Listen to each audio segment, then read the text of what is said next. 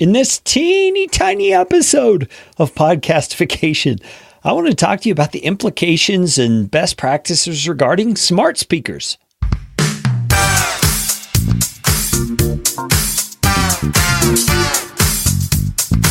My name is Kerry Green, and I am the Client Happiness Guy at PodcastFastTrack.com, and this is Podcastification. This show is all about podcasting. How to do it, how not to do it, best practices, interesting news items that have to do with the realm of podcasting, and who knows what else. And I'm trying to do it all with a little bit of fun and some information to help you get a show going, keep yours going, or make it better. And if you like what's going on here on the show, I would appreciate it, so appreciate it, if you could leave a rating or review on iTunes. You can find out how to do that at podcastfasttrack.com/review. That's enough of that kind of stuff. Let's get you podcastificated right away.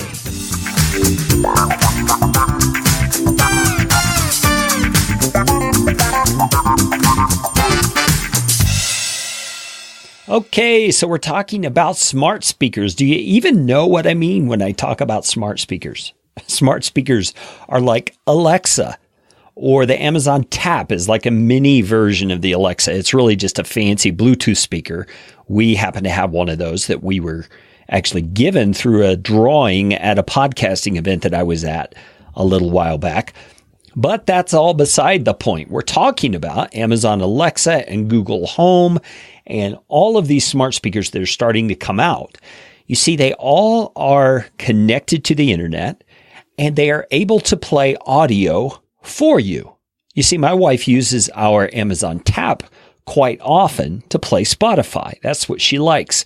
And the speaker has really good sound, so it's a great little application of a smart speaker like that. But you can also speak to it because that particular Amazon Tap functions in many ways like an Alexa, because you can connect it through an Alexa app, which then connects to the internet, which you are able then to ask questions just like you would Alexa. So we say things like, Alexa, tell me a story, and it starts off telling you a story. I mean, all these crazy things these things do. Now, the reason this is relevant for us as podcasters is because I believe these smart speakers and other things like them that I can't even predict at this point are going to become more and more prevalent. They're going to be the thing of the future that people are listening to when they are at their home, for example, listening to the audio of their choice. And we want podcasts, we want your podcast to be that audio of choice, don't we? And so here's what I want to do in this episode. I want to think through just a few things that have to do with these smart speakers and what we can do as podcasters to make the best use of it, at least how it looks right now in March of 2018. All right, so let's dive right in. First thing is, I did some experimentation with my little smart speaker, the Amazon Tap, and I tried to get it to play my particular podcasts. I have quite a few of them. I would say something like this. I would say, Alexa, play Podcastification. And it actually started playing a podcast, but it wasn't my podcast. It was something else. You see, what I think happens is because the name of my show is not very clear and distinct and easy to pronounce and understand, even for humans, the little smart speaker just ain't so smart. And it can't quite find my podcast. Now, could the technology improve in the future to where saying it by that name, it would play it? Yeah, maybe it will. But at this point, it's not able to. So what's the principle we can draw from this? Well, it may be better if we're able to name our shows at this point. Say you're just starting out and you're naming your show, to name it something very distinct, very clear, very easy to pronounce, very easily understood, so that people using smart speakers can easily say the name of your podcast, and the smart speaker understand what they're saying and pick it up. Now, you can always go back and rename your podcast if you're up for that. But like in my case, Podcastification, I mean, it's kind of my little shtick.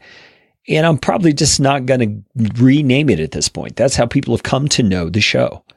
And so I'm counting on the technology getting better for that situation. Now, let me give you another example. I have another podcast that's called the Christian Home and Family Podcast. So I said the same thing. I said, Alexa, play the Christian Home and Family Podcast. And lo and behold, it starts playing my podcast. I think it chose Spotify to play it on. It may choose something like iHeartRadio if you have that established on your smart device that's linked up through Alexa. But you get the point. The more clear the name, the more easily the speaker was able to pick it up. So I think that's one thing we need to keep in mind as we're thinking about using these things for our podcast. Now, Alexa in particular has these things called Alexa skills that you can develop. It's a piece of software, essentially, that you're developing, a piece of code that you develop through the Amazon platform to put together a particular skill for your particular thing, okay? A lot of the bigger companies are doing this. If you have access to a developer or you know how to code, you can develop your own Alexa skill, and you can make it attached to any phrase you want to so that you can say that phrase and the Alexa machine or software will understand what you're asking for and do the projected task that you're telling it to do. Okay. And you do all that through the software so that you could potentially say to your audience on an episode of your podcast similar to this, if you're listening on Alexa, you can just say, podcast me, and it would play your podcast perhaps. You see what I'm saying? You get to create it, but like anything else, it has to be something nobody else has used and various things. So the Alexa skills is another possibility. And I fear that I'm probably butchering this in the way I'm describing it. So if you know more about Alexa skills than me, hey, please send me an email and set me straight. It's Carrie@podcastfasttrack.com. But there's one other thing I think we should think about when we're considering these smart speakers. And that is loudness levels, volume levels. See, I was noticing the other day when I was working in Auphonic that podcast levels are recommended to be at what's called -16 LUFS, LUFS. And that's nothing more than just the measurement they use for measuring loudness of a digital audio file.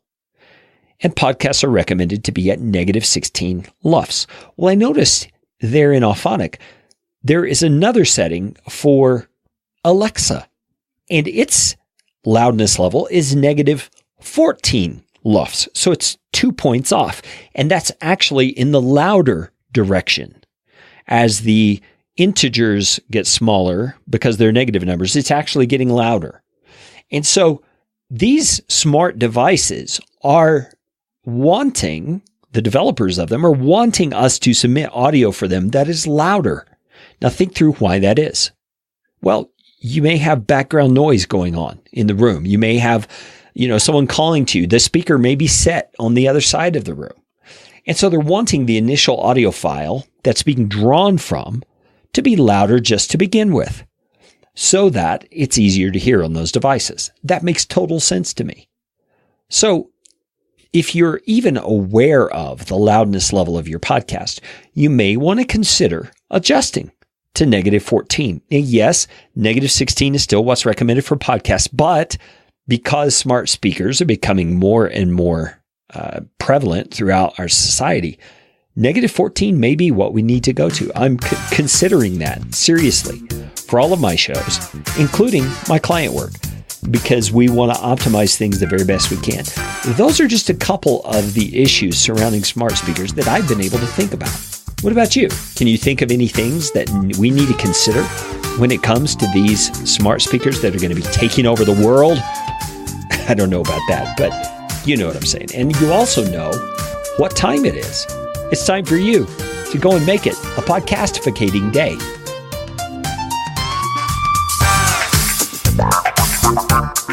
This show is brought to you by Podcast Fast Track, where my team provides professional podcasting services without the time suck.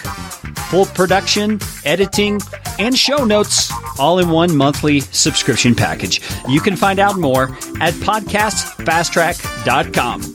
Now go out and make it a podcastificating day.